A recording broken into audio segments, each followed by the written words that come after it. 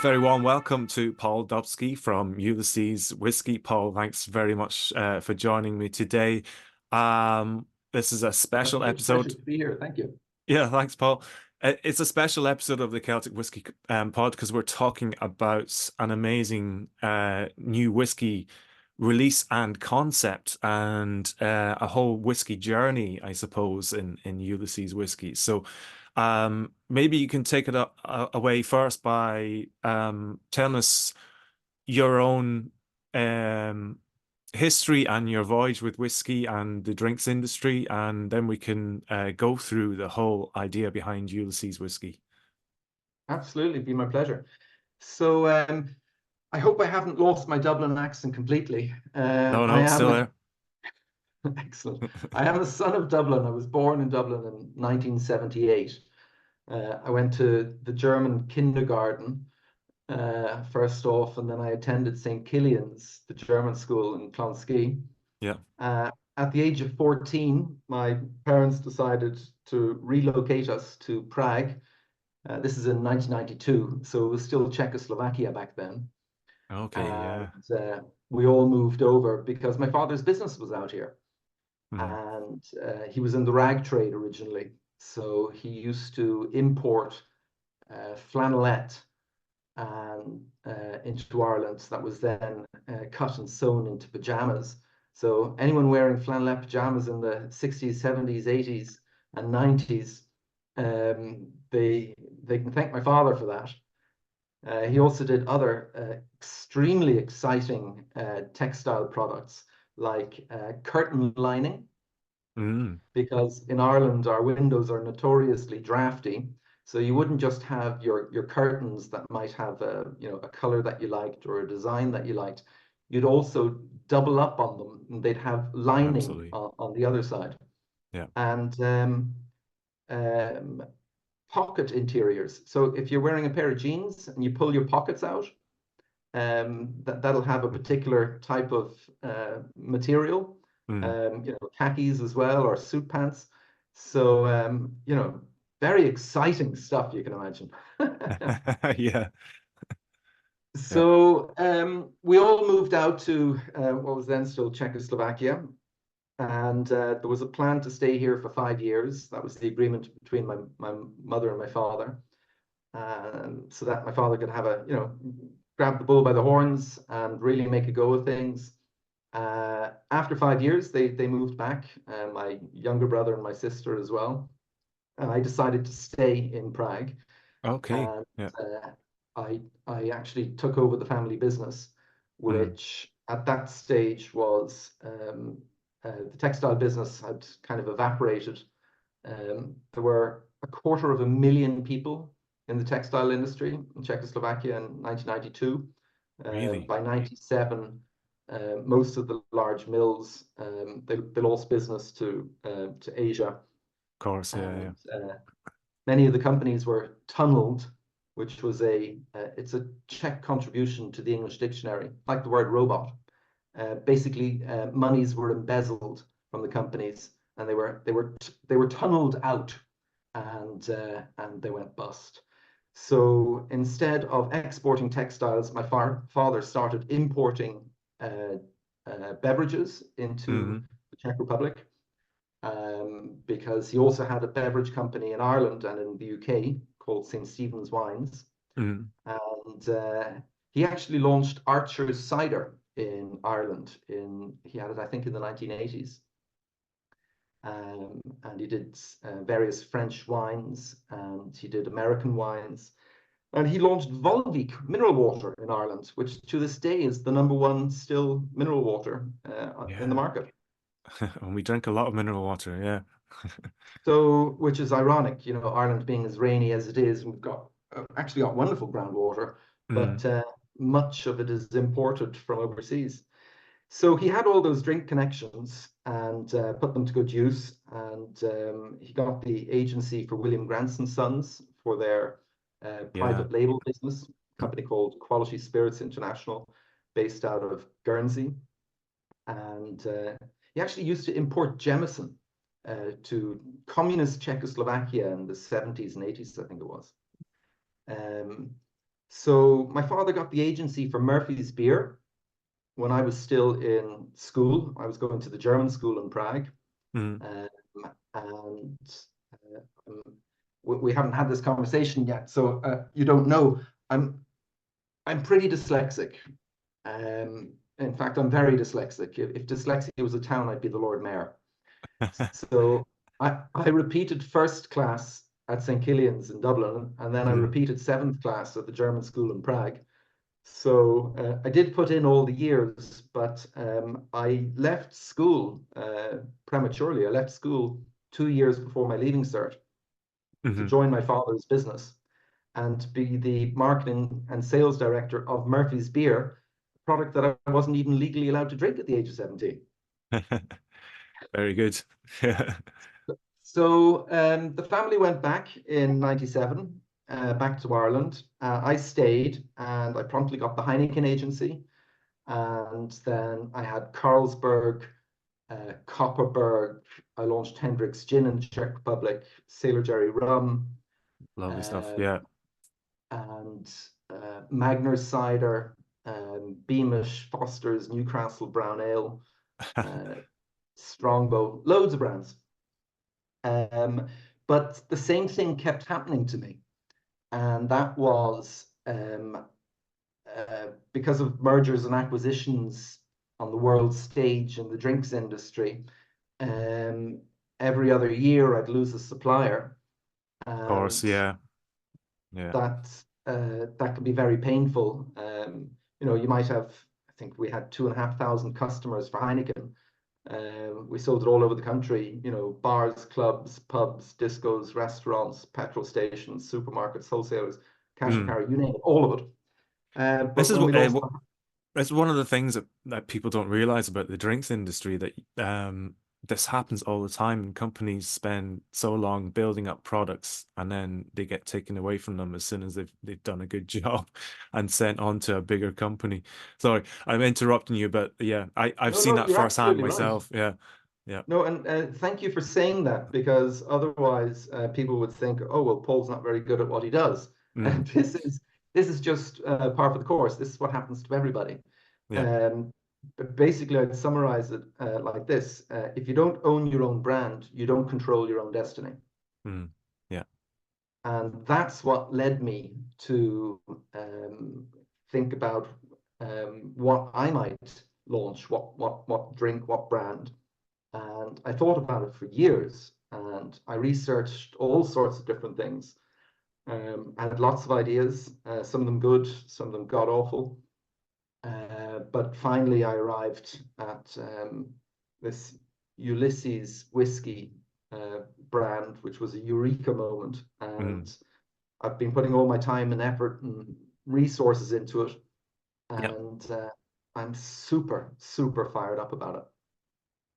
And it is a very interesting story. We're going to delve into that a little bit more in a minute, because it's Irish whiskey to begin with, but then there's more to come. There's a lot more, and it kind of reflects James Joyce's sort of traveling around Europe, and but you're even going elsewhere with the whiskey.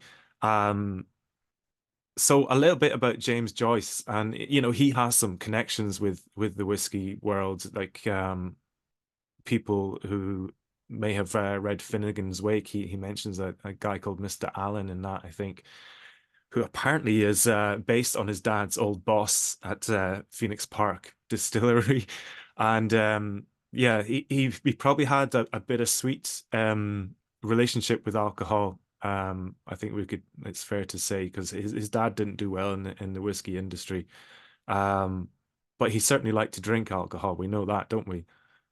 Absolutely.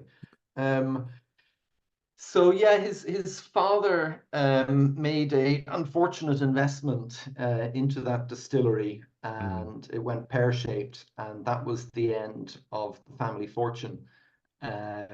So Joyce was sent to James Joyce was sent to Clongoweswood College, I think at the age of 6 before chap, a boarding school. Yeah. And as the family fortunes dwindled, they had to pull him out of Clongowes. and course, yeah. he ended up in another great Jesuit school in Dublin, Belvedere, Mm. Oh, and right, then yeah. Everyone knows finally Belvedere. he went to UCD, University College Dublin. Yeah. Interestingly, my father went to Clongowes College, as did his father. Mm. My grandfather, Robert Senior, we all just called him Senior, he escaped the Nazis and emigrated from Vienna to Ireland. Oh, wow. Yeah. His father put him on a train at the age of 16 with a bicycle and a backpack and some fake documents to make him look older than he actually was, Wow. and asked the Jesuits at Clongowes if they could keep him safe during the war Mm. because he knew the Nazis were up to no good. The Nazis ended up murdering my great grandfather, but they didn't get their hands on Senior.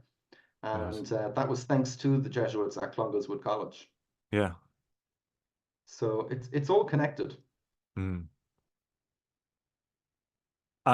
So tell us about Ulysses then. So it's inspired by James Joyce, but there's a lot more to it. So um maybe as simply as you can, because it's quite a complex sort of situation with the whiskey. It's not just one whiskey, there's more, and the release of the whiskey kind of comes over the coming years. So how does it work for a customer who's interested in buying Ulysses whiskey?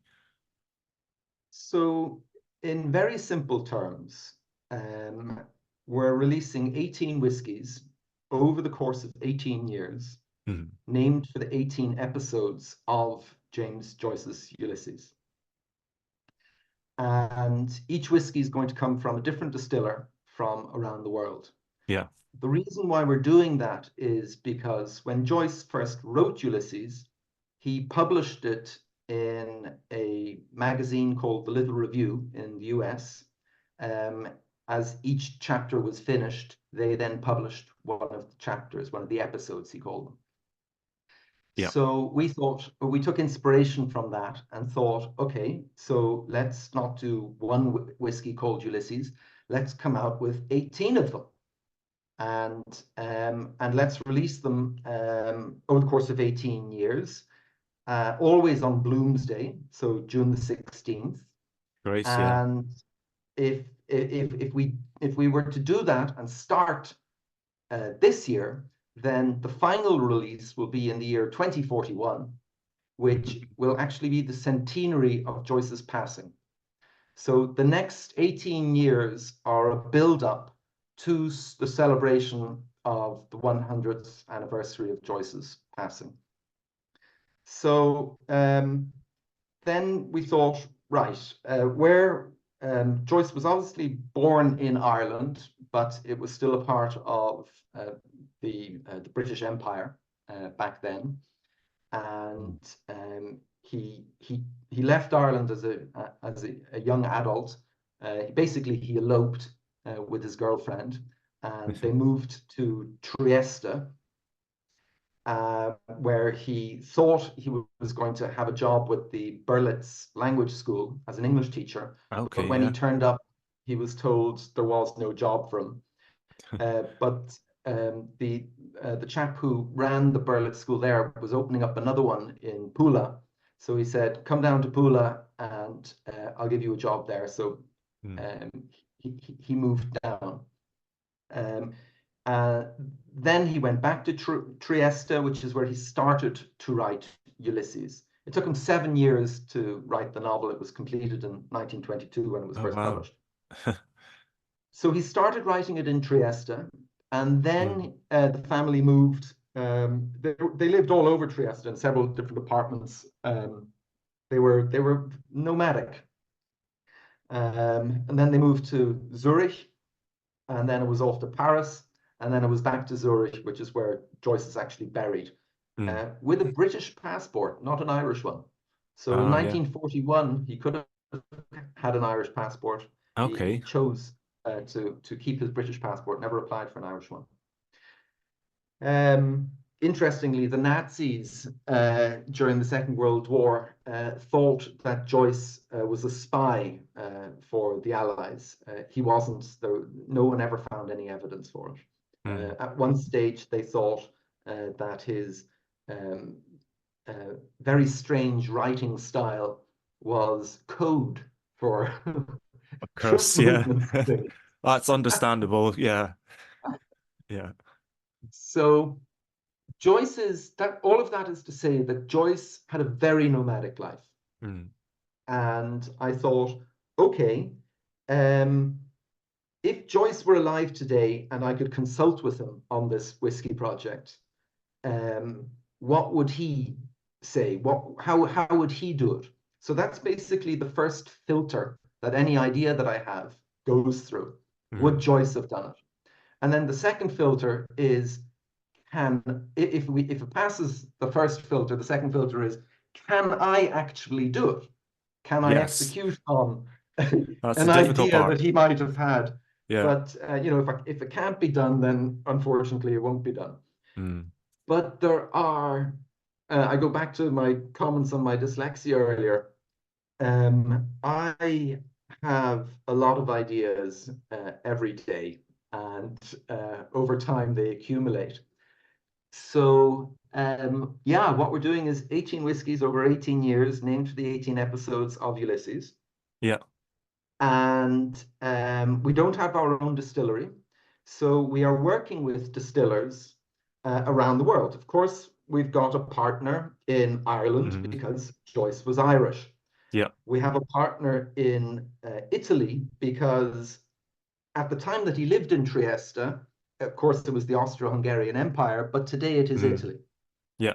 We have a partner from Switzerland because, of course, Zurich is where he lived and continued to write Ulysses and where he's buried. We also have a partner in France Yeah. because it was Shakespeare and Company, a little bookshop in Paris, um, that first published the book in 1922.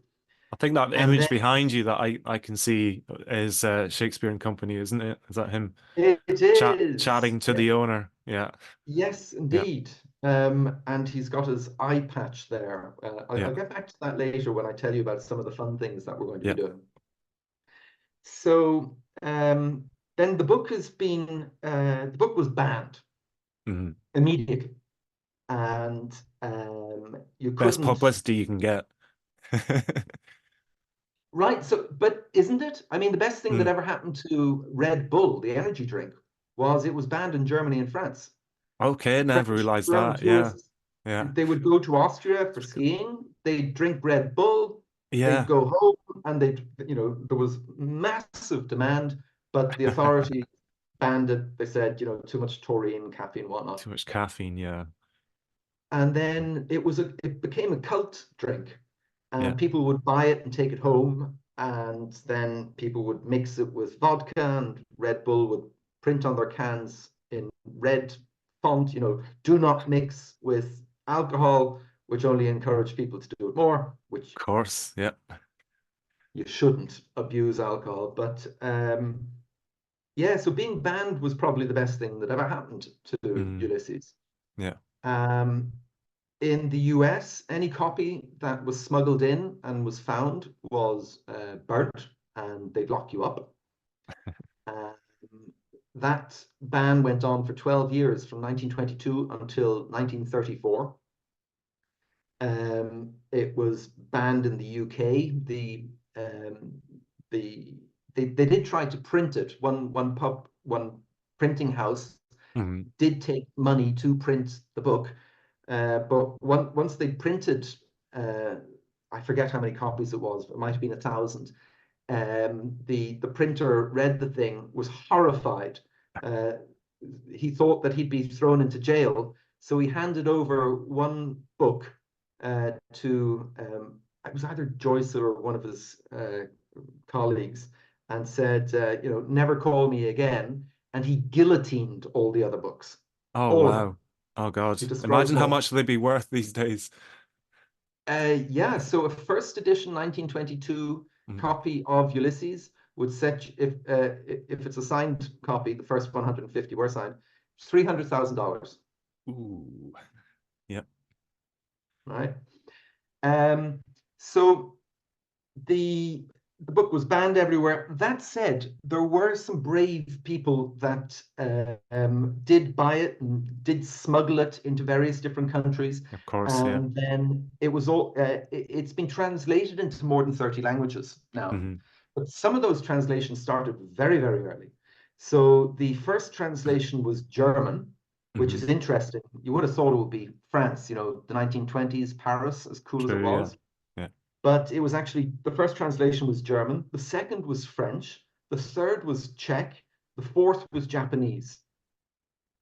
And these four translations happened within the first 18 years since the book was published, Hmm. basically when it was banned and you couldn't get your hands on it.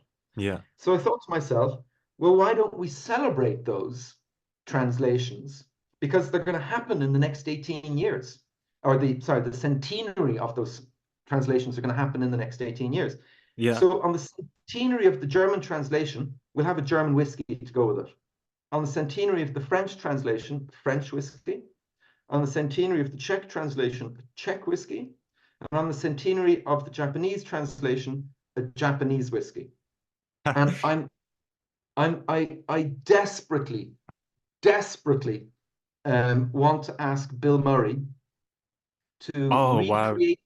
You know where I'm going with this, Yeah. right? Yeah. Yeah. Go on. Go on. I want to interrupt you. To recreate the scene in the movie Lost in Translation, where his character is in Japan filming an advert for a whiskey, and it's Suntory whiskey, where he looks into the camera and he says, "Good times are Suntory times." Mhm. And you have the director there speaking in Japanese and just rattling on and on and on at him. He doesn't understand anything, and he Yeah. asks for his assistant to translate. And she says something along the lines of, "The director would like you to look into the camera a little bit to the left," or Yeah. it's just, it's fantastic. But the reason why I want to do this is because of all the 30 plus languages that Ulysses has been translated into, the vast majority, there is one translation, full stop. There might Mhm. have been improvements on it over the years, like the French translation. They've Yeah. improved the original translation uh, two two more times. So there's three versions of it, if you like, but versions Mm. of the original translation. Yeah. In some languages, there are two totally separate translations, as in different translators worked on them from scratch. There's one language that has three translations of it, three different translations, and that's Japanese. Yeah. So I mean, it's literally lost in translation.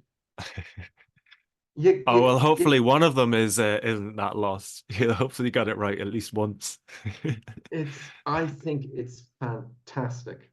Yeah, but Um, it's mind-boggling to think of the hoops you would have had to have jumped through to source the different whiskies and your personal journey on speaking to all these people and asking them, going back to the Irish whiskey. I mean, the Irish whiskey isn't exactly sort of run-of-the-mill, sort of common whiskey because it's from Old Kilbeggan, which is very small production, and it's kind of rarely seen in sort of private bottlings. Um, yeah, but absolutely. yeah, It's hyper rare. So on a good day, they make two casks of whiskey at the distillery. yeah, And this is, as you said, the old Kilbeggan distillery, which was first established in 1757. And it is the oldest operational distillery in Ireland. Um, I mean, Bushmills have 1608 on their label, but anyone who's been to the Wikipedia page for Bushmills knows that's yeah, not when the distillery was established. yeah, So yeah, so the Kilbeggan distillery, the whiskey that they are contributing to this, what I like to refer to as an international collaborative art project, is double-digit years old, and they made it in an old pot still that they actually got from the old Tullamore distillery. It was yep, more than 200 years old. It was decommissioned. They thought it can't be used anymore. But when the Teelings were still running Kilbeggan, they managed to get their hands on it and to Yeah. get it into working order. And they have since decommissioned it, and it's now a museum piece. You can see it in their visitor center. You can see it in the video on our website. Yeah. I can only guess that the copper must have worn away so much that it was inconvenient or inefficient to fix it anymore. That's it. Yeah. So Yeah. so our whiskey, the whiskey that they're contributing to this project, was actually made in that now decommissioned 200-plus-year-old pot still. So Mm. you couldn't recreate it for love or money. It simply cannot be done. Yeah. So it's a one-off. We are receiving the casks in the next couple of weeks, and then we will be bottling. We will be uh, disgorging the casks, marrying the liquid. It's all single malt, Hmm. and then we will be filling 5,000 bottles. And that's 5,000 bottles for the first episode for Telemachus. Yeah. And that's 5,000 bottles for the whole world in all time. There will never be more. This is Hmm. Ulysses, episode 1, Telemachus. However, we will be receiving more casks than we need to fill 5,000 bottles. Because Okay. after we fill the 5,000 bottles, we are then going to take the surplus whiskey, which we've kind of oversubscribed deliberately, Hmm. and we're going to put it back into casks. And we're going to age it 18 years. So the final episode in the year 2041, Penelope, which ends in Leopold Bloom's wife having a massive orgasm. Our whiskey that's going into the 18th episode is the same as the first, except completely different, because over those 18 years, it's going to be going through its own stream of consciousness. It's going to be unpunctuating, dreaming, It's gone on evaporating. its own 18-year journey. Yeah. Exactly. It's It's gone on full Homer's circle. Odyssey, the Yeah. proper one. And yeah, so we're going to end our Whiskey International Collaborative Art Project in a massive orgasm. Now, to make things to make things extra exciting, I thought, and again, remember the first filter, would Joyce have done it? Mm. So the first bottling is 5,000. We're filling 5,000 bottles. But every following year, we're going to reduce the number of bottles by Mm. 250. So the second episode will have only 4,750 bottles. The third episode, 4,500, so on and so forth, Yeah. until you get to the 18th. Now, mathematically, the 18th episode should have 750 bottles. Okay. But I thought it would be clever if we accounted for the angel's share, Mm. so reduced it somewhat, and brought it down to the number of pages in the book, which was 732. Okay. So there will be only 732 bottles in the year 2041, which also means there can only be 732 collections of all 18 bottles. All right. Yeah. And the most collectible, the rarest collection of Mm. 18 bottles will be if you have bottle number 1 for episode 1, bottle number 1 for episode 2, bottle number Mm. 1 for episode 3, so on and so forth, Okay. or bottle number 7 if that's your lucky number, or um, you know, pick something So, from 1 to 732. And then there will be quote unquote dirty collections. So where somebody has all 18 bottles of bottle number, say, 7, mm. but one of the bottles is opened at a wedding or for a head wetting or something. That bottle Mm. can be replaced with a bottle north of 732. So you could get bottle number 733 and bring it down into your collection. Okay. But you'll have 7777, 733, Gotcha. 77777, right? Yeah. So there is a possibility for quote unquote dirty collections, except for the 18th, because there's only Yes. 732. As soon as Yeah, you yeah, take one out of that, yeah. you have So destroyed an entire collection from the 732. perhaps I should explain that the way you are selling the whiskey, you can either buy just one bottle of the first release, or you can put down money for the entire collection. And just where you're talking about the bottle numbers there, if someone puts down the money for an entire collection, are they allocated their own number based on preference or in order of how they're sold? So we're going to be doing a exclusive um, retail release through the Celtic Whiskey Shop. We're Hmm. not the only way you can buy a bottle now is from our website, ulysseswhiskey.com. Yeah. And the only retailer in the world that we're working with now is the Celtic Whiskey Shop. And we discussed, would it be possible to do this where we would allocate a number to a customer, and Hmm. we thought it might get too complicated if they order only one bottle, because we might not be updating your database and our database at the same time. But Yes. Yeah. I think if somebody would like to order a bottle and just put in a comment saying, by the way, if you have bottle number 10, that's the one that I want. We Yeah. will do our best. If the number is available, you'll get it.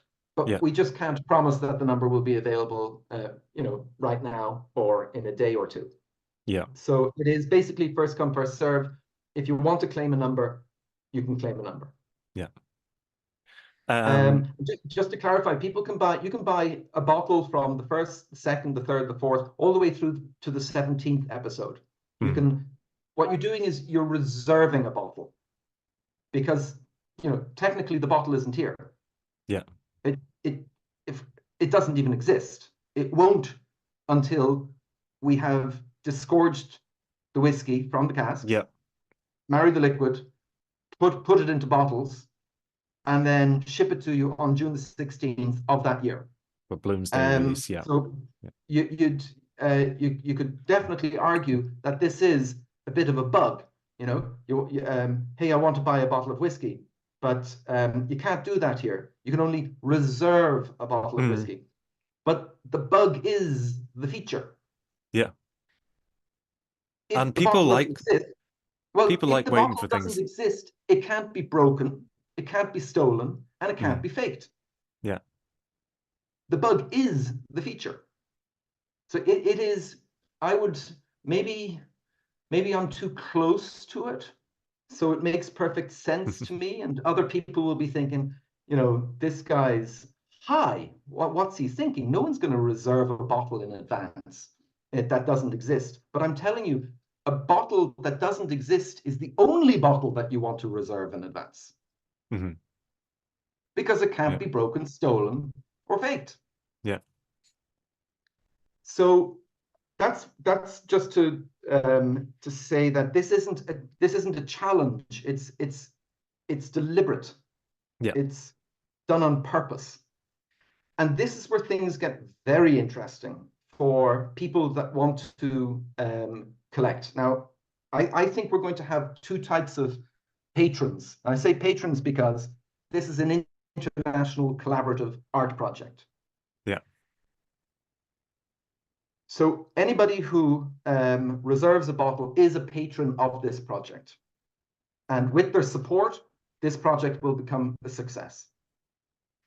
Now, there will be two kinds of patrons. Those that want to reserve the bottle, see this project be successful, and then on June the 16th of whatever year they've reserved a bottle or more bottles for, that they will then want the bottle to be shipped to them, they'll open Mm, it, and they'll drink it with their friends. And yeah. it's a celebration. Yeah. I also think there will be another group of patrons that will want to have that will want to collect these bottles and will want to flip them. They will want to sell them later. And there might be some people that do both, that will want Mm. to have a bottle shipped to them and they'll want to drink it, enjoy it. And then they'll also want to have these bottles that they can flip. Yeah. And the best way of thinking about this is like buying a concert ticket. Let's say U2 are putting on a concert summer next year, and the tickets go on sale now. Well, everyone's in a rush to get the tickets. So what you're doing is you're buying a ticket for something that's going to be delivered later. Yeah. And you buy it at the lowest price you possibly could get it at, the initial price from the first seller, if you like. And whiskey buyers are definitely familiar with that whole game. Yeah. So that part isn't new. Yeah. But the new part, and I'm doing this again because Joyce would have done it. He Mm. was a great economic thinker. He had some very, very clever ideas, not only in Ulysses, but as a man in the real world. Yeah. At one stage, he wanted to turn himself into, call it a limited, not a limited liability, a joint stock company. He wanted Right. people to buy shares in him and everything that he would create over his lifetime. So Interesting. Yeah. very, very novel ideas. So that's what we're trying to do here. Mm. Really, it's the first filter. Would Joyce have done it? And then, can I actually do it? Can I implement it? Mm. So think back to the ticket analogy. So you bought a ticket for a U2 concert at the lowest price that you can get it, which is the initial price, Yeah. and then you hold on to it. Now, you might have every intention of going to the concert, but if either you cannot go to the concert, you have the option of selling it on a service like, say, StubHub, or if you see that the tickets are selling for multiples of what you originally paid, and you've already seen U2 a couple of times, you say, I'm going to sit this one out. I paid €100, but I Yeah. can sell it for €1,000. So lo and behold, the technology is out there to do this kind of thing. In Mm. fact, it's even better than what StubHub have, this trading platform, but there's still some element of risk that there's fraud involved with fake tickets or copies of tickets or things like that. Well, there can't be with ours because the whiskey doesn't yet exist in a bottle. Right? Don't get me wrong. Some of the distillers have already got it aging for double-digit years, like in the Yeah. case of Kilbeggan. But it's not in a bottle with our label on it. Yeah. Can't be faked, can't be broken, can't be stolen. And then your ticket that you have reserved for a bottle, our patrons will be able to trade if they want to. Mm. And Okay. we will enable Right. that trading platform. All right. Very interesting. Yeah. So that's part of the story. It goes Yeah. on.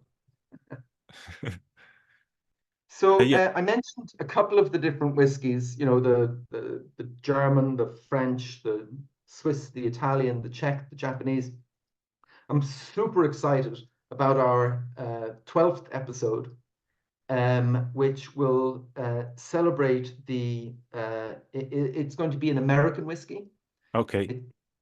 And the reason why it's our 12th episode is because when the book was banned in the US in 1922, it took 12 years to have the ban overturned. Yeah. In this famous case, Ulysses, what was it called? Ulysses, the people of America, I forget, but like, I forget. No, we move on. In 1934, the first ever legal copy of Ulysses was sold in the US. Mm. So in the year 2034, we're going to have an American single malt peated whiskey. Oh, wow. And it's going to be a peated single malt so that when you do open it and smell it and drink it, you will smell and taste the books burning. Mm. Because that's what they did with any copy they could get of Ulysses that they could get their hands on Yeah. during the years of the ban. So it's a fuck you to book burners. Mm. And I think Joyce would absolutely have approved of this one. Oh yeah. Yeah, definitely. Um, Talk to us about some of the other whiskies you have lined up. I think when I spoke to you before, you mentioned is it Puni in Italy, which are a very interesting distillery, and they make some great stuff that anyone who has the opportunity should try it. So yeah, tell us about that one. So Puni are Italy's first single malt distillers Mm, ever. It's a family-owned business. They take their time. They do everything right. It's not about quantity. It's about quality. And to these qualities are embodied in the owner's background. So he's a builder by trade, and his speciality is reconstructing ancient historic buildings. So anyone who's ever driven through the Austrian Alps would see these um, mind-boggling castles at the top of these hills that are yeah, on all four sides, they're just cliffs. So he and his company specialize in reconditioning, refurbishing, rebuilding monuments like that. okay, yeah, And that's what he's done his entire professional career. And he's a lover of whiskey, and he decided that he was going to build his own. So the distillery is actually is a monument mm. to it's a monument with a distillery in it. Yeah. It's It's a bit of a absolutely work of stunning. art. The outside of this It's distillery, if I remember correctly, it's kind of clad in corten steel, and it looks really interesting by the looks of red things. Yeah. red bricks. It's like a Oh, large is it red bricks? Okay. Right. Yeah. yeah. It's like a large box made out of red bricks with spaces in between the bricks. Mm. So it's like a mesh, and that theme continues inside and downstairs where the distillery is, and then you have glass and steel. It is a work of art, Yeah. and their bottles are beautiful. Their liquid is absolutely superb. In fact, their new make is just it's stunning. They Mm. should be selling that alone. Well, I say that to a Um, lot of distilleries, especially Irish distillers, where we have, poaching, uh, should definitely be a more common thing because it's great to taste the DNA of a distillery, in that form. Yeah. Sorry, I'm going off on Absolutely. on a tangent there, but I think it's an No, no, interesting not thing not to not at talk all. about. Yeah. Because Yeah. because it's um, most distillers. Let's talk about the big brands. And no disrespect to the big brands out there, really not. Mm. Um, but they're zigging. We are zagging. We're doing the opposite. I mean, the big brands. The name of the game is volume and selling more every year. And that's what their production team gets rewarded for making more, and their sales Yeah. team get rewarded for selling more. Well, we're starting off with only 5,000 bottles for the whole world and all time, and we're reducing it by 250 bottles a year. Yeah. And then we're going to stop. Who gets into business in the year? What is the year? Yeah. 2024. What month is Who it? gets in? Who gets into the business into a business in the year 2024 and says, "I guarantee you, I'm shutting it down in the year 2041." Yeah. It's madness.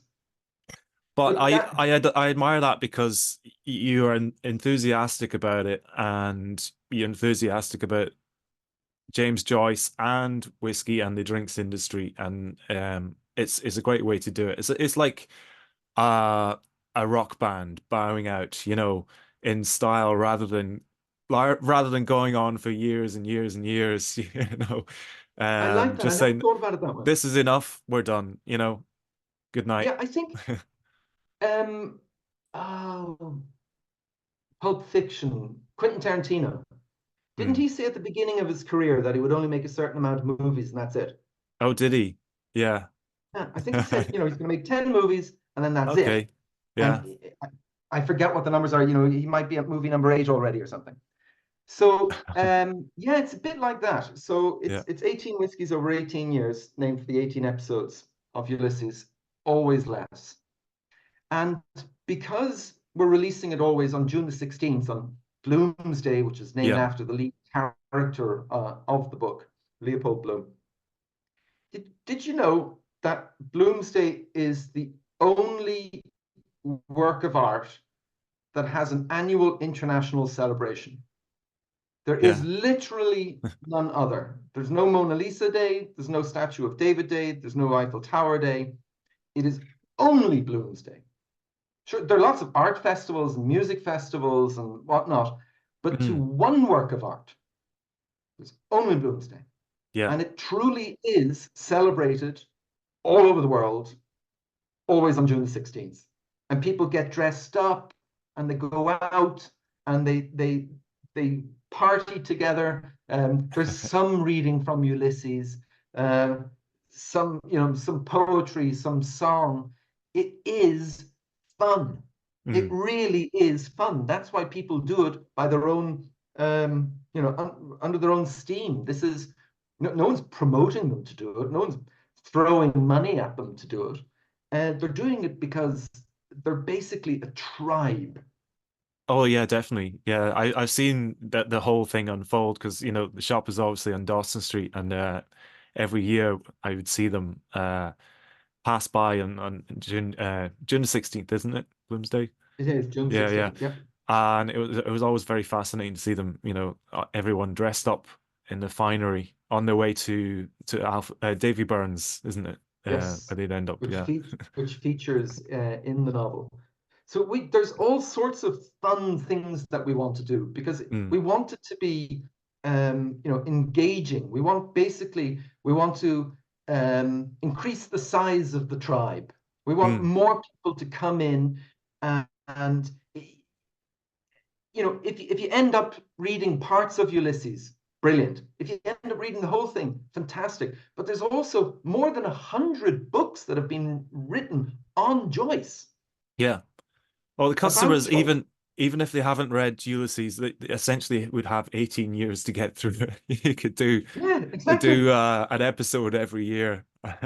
Exactly. And Yeah. there's this absolutely fantastic book. It's literally called The Most Dangerous Book.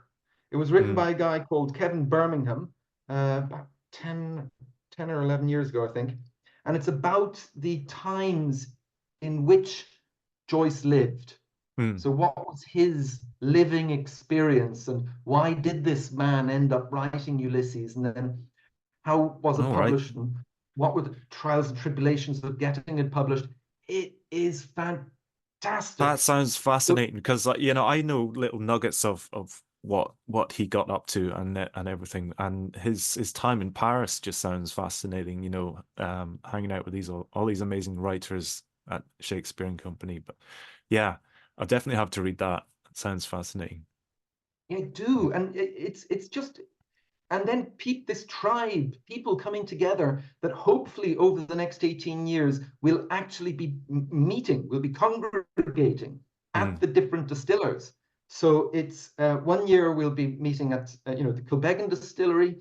Uh, 1 year we'll be meeting at the Puni distillery because when the Italian whiskey comes out, Yeah. we'll all be meeting the Swiss distiller. When the Swiss one comes out, the Japanese distiller. So if there's a group of you, if there's anybody listening to this that says, okay, I want to have a plan for June the 16th for the next 18 years, and my wife and I, or my husband and I, or my buddies and I, for a couple of days before June 16th and a couple of days after June 16th, we're going to go to Italy 1 year, Scotland another, the US another, Japan another, Mm. India another, Yeah. because Ireland and India have fascinating shared history. Of course, because of British rule, Mm. and then Yeah. we got our independence first. They later got theirs, but there's the first president of India studied in Ireland. He went to uni in Ireland. Wow. So we're going to have an Indian whiskey, and we're going to do something very, Mm. very special. The year that the Indian whiskey is released, not telling anyone yet, but it's going to blow your mind. So this is supposed to be a movement Mm. that has a whiskey with it. Yeah. And the whiskey is, as I said, I suppose, taking a very long time to answer your original question. What was my journey like talking to the various distillers? I've been at this for years. Basically, I had the original concept 10, 11 years ago. That was when I had my eureka moment. And unfortunately, I didn't have the time or money to develop it then, but I have been thinking about it the whole time. Mm. I had a very nice exit from a business Mm. uh, 2 years ago, and I've basically been using the proceeds from that exit to fund this um, passion project that I've been wanting to do for a decade. And I've been traveling all over the place, Yeah. meeting the distillers face to face, squeezing the flesh, um, It's not a building bad job, is it? relationships. It's not a bad job, like going I, across I, around the world, it's tasting been whiskey. so much fun. Yeah. You can't imagine it being. I'm very lucky. My wife is very understanding, and she believes in this. Yeah. Our three kids are huge supporters of it as well, Mm. and yeah, it's been a lot of fun. And I, I've been in business a long time. I've been in the drinks business now for 25 years. And part of the course is for like you'd have a lot of people that um, they'll see what's wrong with what you're doing. Mm. Your pricing's wrong, or your liquid's wrong, or um, your Mm. brand positioning is wrong, messaging is wrong. And the bigger the organization, the more cynical the person that you're talking to there, and there's a lot of negativity. Yeah. Um, Nobody has said no to me with Ulysses. Yeah. That's great. It's taken some of the partners a year or two to say yes, but nobody has said no. Yeah. This just doesn't normally happen. This is highly unusual. Mm. But the distillers also understand that because of the nature of this 18-year international collaborative art project that has a beginning, a middle, and an end, they recognize that they're being a part of something that is special, is unique, hasn't been done before, very hard to Mm. do again. No. Um, and they really, really want to be a part of it. Yeah. So Uh, there, because of that, I've managed to get basically my wish list of who I want to work with. yeah. So our different distiller partners are really the best at what they do. Mm. They've all got more awards that you could shake a stick at, and the liquid that they make it's well established. These companies are well established. They know what they're doing, Of course. Yeah. and the contribution that each of them is making to this project is unique. Mm. They're like this the Swiss our Swiss distiller partner is going to be their contribution is aged in former beer casks, and one of the beer casks is from a Zurich-based brewery Mm. that Joyce, when he was drinking pints in Zurich, would have been drinking, or it's highly likely he would have been drinking beer from Löwenbräu, and it we're or they are finishing one of the casks in ex-Löwenbräu wood. Great stuff. So they're and our French distiller is going to do three agings in three different kinds of wood because it's three brothers that run the business. But I told you that the French translation of Ulysses had the original and then two improvements. That's three versions, if you Yeah, like.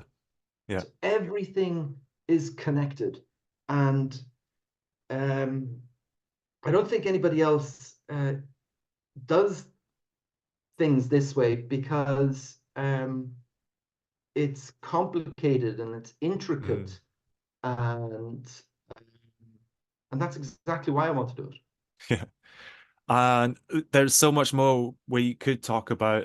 I know there are other not necessarily coincidences, but connections in many of the other 18 episodes that will come out. And it might just be the years or the anniversaries, or it could be something else. So but we're running short on time. So I Will should you let me throw something in for 30 more go, seconds? go on then. Yeah, yeah. So Joyce behind me here with his eye patch. So we want to plant an oak monument in a park in Dublin in the shape of Joyce's glasses. Mhm. So two great big circles. One of them where the circumference of one of the circles will be oaks, and then the other circle will be filled with oaks and a little bridge connecting the two. So it's if you imagine Cool. Yeah. John Lennon glasses with an Yeah, eye yeah. patch on one of them. And the acorns to plant this oak monument, my father and I collected from Clongoweswood College, from specifically the three oak trees that are sitting at the intersection of the cricket pitch, the tennis courts, and the rugby pitch. And it's the only place you could sit and get any shade from the sun if you were watching one of those games. And they were Okay. there when Joyce was a boy. So they're very old oak trees. Yeah, yeah, They are. And we yeah. collected acorns from those trees in the year 2022, so on the centenary Mm. of the first publication of the book. And we are going to plant 100 of those trees in the shape of his glasses so that anyone who's flying into Dublin airport can look out the Yeah. window and can see the glasses for what they actually are, Uh-huh. which is a work of art. Sometimes you need perspective to see that Mm. you can't see the forest for the trees, but looking out of the aeroplane, you will see it for what it is, a monument, a work Yeah. of art. And of Uh, course, you can't make whiskey without oak. So there you go. and it's a great advertisement for Ulysses Whiskey as well. Um, uh, so before we finish up, I should direct our listeners and viewers to your website, which is ulysseswhiskey.com. Am I correct? Sorry, I lost you. Before we finish up, I should direct our customers to your website, which is ulysseswhiskey.com, if I'm correct. Yes, And please. But I wouldn't want to discourage anyone from buying it from the Celtic Whiskey Shop. that was So my next thing. Yeah. So do look out. We are in currently have our web designers working on a special page on Celtic Whiskey Shop, CelticWhiskeyShop.com, where you'll find Ulysses whiskey and some information and buying links there. Of course, the release date is Bloomsday this year, and we will be shouting about it on our social media channels as well. So Instagram, Facebook, do follow us there. Um, Paul, it's a fascinating project, and I really hope it goes well for you and that people get a good kick out of it. It's a bit of fun, and I hope they enjoy it. And it's a great way to spend the next 18 years if you're in the position to invest in the whole episodes, 18 different episodes. So, anything else you want to say before we finish up, Paul? No, that's it. I thank you very much for the opportunity, and I look forward to sharing the next 18 years with you and Ali, and everybody else. Yeah. Who else has got a plan till the year 2041, huh? Yeah. It's a long road ahead. So yeah. I'm sure I'll talk to you soon, and thanks so much for t taking part in the Celtic Whiskey Pod. We'll have this out very shortly, and yeah, cheers. Thank you. Thank you so much. Ciao. Bye bye.